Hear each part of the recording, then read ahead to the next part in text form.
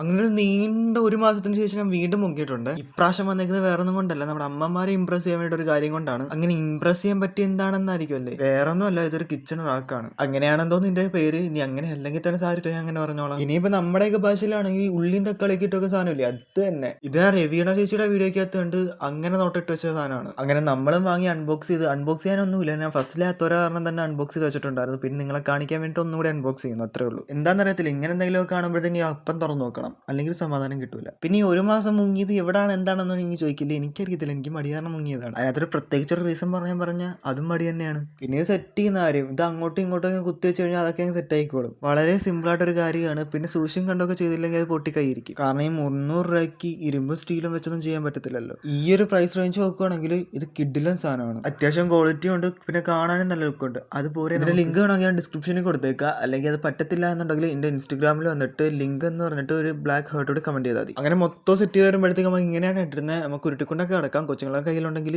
അവരത് ഉരുട്ടിക്കൊണ്ട് നടന്നോളും. പിന്നെ നമുക്ക് ഉരുട്ടാലോ. അപ്പോൾ ഇഷ്ടപ്പെടുകയാണെങ്കിൽ എല്ലാവരും നമ്മളെ ജസ്റ്റ് സപ്പോർട്ട് ചെയ്യുക. ഈ ന്യൂ ഇയർ തന്നെ അങ്ങോട്ട് നമുക്ക് വീഡിയോ ഇടാൻ ശ്രമിക്കുക. എല്ലാവർക്കും ഹാപ്പി ന്യൂ ഇയർ. ലേറ്റ് വിഷാന്നറിയാം, എന്നാലും വെച്ചോ. അപ്പോൾ ഓക്കെ, ബൈ.